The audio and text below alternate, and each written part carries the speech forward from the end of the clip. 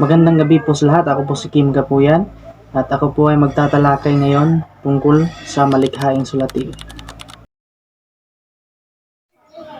So, ang malikhaing sulatin ay isang anyo ng pagsulat na gumagamit ng imahinasyon, damdamin at karanasan ng manunulat upang makalikha ng isang natatanging piraso ng sining. So, at narito ang ilang mahalagang aspeto ng malikhaing sulatin. Una ay ang pamagat, pangalawa, introduction, pangatlo, katawan, ang pang-apat ay ang wika, ang pang-lima, struktura, ang pang-anim ay ang konklusyon. So, ano nga ba ang unang pamagat? So, dapat ay kaakit-akit at nakapagbibigay ng ideya tungkol sa tema ng sulatin. So, ang pangalawa ay introduction. Ito ang bahagi na maghahatak ng interes ng mambabasa. Karaniwang nagsisimula ito sa isang tanong, isang makabuluhang pahayag o isang paglalarawan. At ang pangatlo ay ang katawan. Dito inilahad ang pangunahing paksa at mga sumusuportang detalye. At ang pang-apat ay wika. So, ang paggamit ng wika ay dapat na masining, malikhain at akma sa tema ng sulatin. At ang pang-lima naman ay ang struktura. Maaaring malaya o may strukturang sumusunod depende sa uri ng sulatin. Ito ay halimbawa, ang isang tula ay maaaring may tiyak na bilang ng pantig at tugma. At ang pang-anim ay ang konklusyon. Dito isinasara ang sulatin sa isang makabuluhang paraan, maaaring mag-iwan ng palaisipan o di malilimutang mensahe sa mambabasa. So, dito naman tayo sa mga uri ng malikhaing sulatin. Ano-ano nga ba ang mga uri ng malikhaing sulatin? First, ito ay tula. Pangalawa, maikling kwento. Pangatlo, sanaysay. Ang pang-apat ay nobela. Ang pang-lima naman ay dula. So, una, ano nga ba ang tula? Ang tula ay isang anyo ng malikhaing sulatin na gumagamit ng masining na wika, taludtod, saknong, ritmo at tugma upang maipahayag ang damdamin, kaisipan at imahinasyon ng makata. So, ang mga tula ay may mga katangian. So, una ay ang taludtod at saknong. So, pangalawa at sukat. Ang pangatlo ay tugma. Pang-apat ay kariktan at ang pang-lima naman ay talinghaga. Ang bawat saknong ay binubuo ng mga taludtod na may tugma at sukat na nagpapaganda sa daloy ng ritmo ng tula. At ang mga talinghagang gamit ay nagbibigay ng malalim na kahulugan at nagpapayaman sa imahinasyon ng mga mambabasa. So sa pangalawa naman sa uri ng malikhaing sulatin ay ang maikling kwento. So dito naman tayo sa maikling kwento. Ang maikling kwento ay maikling piraso ng salaysay na naglalaman ng isang buong kwento na may simula, gitna at wakas. So ano-ano nga ba ang mga katangian ng maikling kwento? First, una ay maikli. Pangalawa, isang pangunahing pangyayari. Ang pangatlo, iisang tauhan. Ang panglima, may simula, gitna at wakas.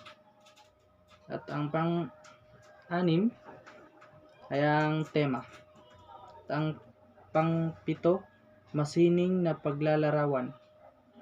So, ano ang maikli? Ano nga ba ang maikli? Tulad ng pangalan nito, ang kwento ay maikli lamang at maaaring matapos basahin sa isang upuan. So, pangalawa, isang pangunahing pangyayari.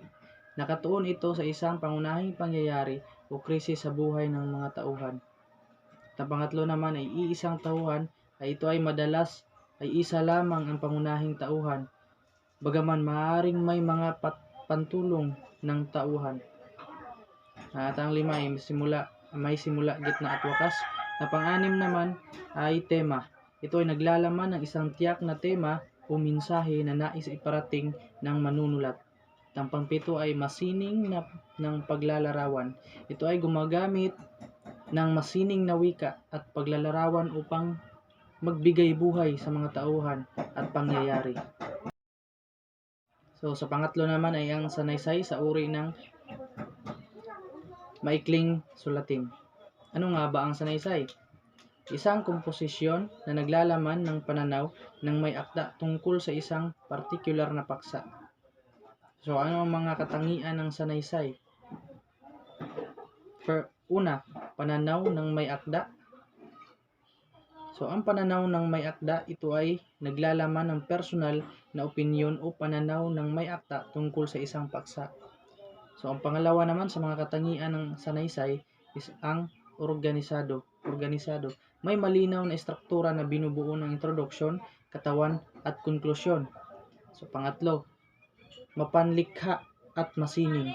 Ito ay gumagamit ng masining at mapanlikhang paglalahad ng mga ideya at kaisipan. Pang-apat, formal o di formal. Maaring formal na may seryosong tono at masusing pananaliksik o di formal na may magaan at personal na tono. Panglima ay ang layunin. Maaring magbigay kaalaman, magpaliwanag, manghikayat o magbigay aliw sa mga mambabasa.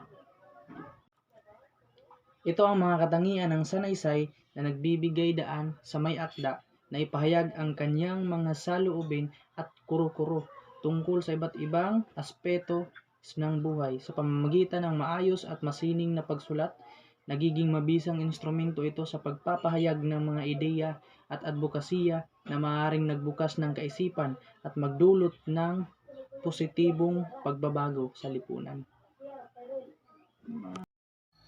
Ang pang-apat sa uri ng maikling sulatin ay ang nobela. So ang nobela ay mahabang salaysay na naglalaman ng masalimuot na banghay at karakter. So ano ang mga katangian ng nobela? Ito ay mahaba. Pangalawa, kompleksidad ng banghay. Pangatlo, maraming tauhan. Pang-apat, maraming tagpuan. Panglima, malalim na tema. At ang pang-anim, pag-unlad ng karakter. So una, mahaba. So ang nobela ay mas mahaba kumpara sa ibang anyo ng kwento tulad ng maikling kwento at maaaring magkaroon ng daan-daang pahina. Pangalawa, kompleksidad ng banghay. Mayroon itong masalimuot na banghay na binubuo ng iba't ibang kabanata. Bawat isa ay may mahalagang papel sa kabuuan ng kwento. Pangatlo, maraming tauhan. Naglalaman ito ng maraming tauhan na may iba't ibang karakter at papel sa kwento. Pang-apat, maraming tagpuan.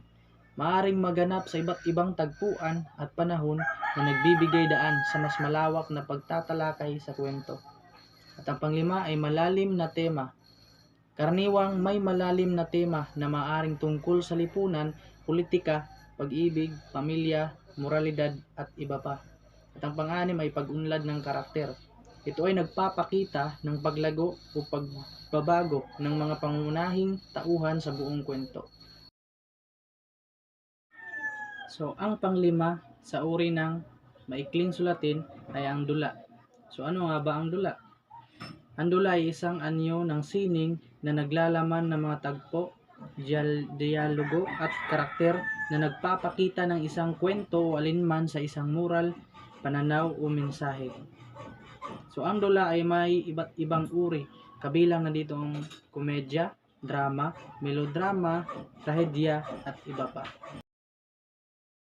So ang nobela ito ay isang kultura at sining sa maraming kultura sa buong mundo at ginagamit ito upang ipakita ang mga komplikadong aspeto ng tao at lipunan sa paraang nagbibigay buhay sa mga ideya at damdamin sa isang masining at dramatikong paraan.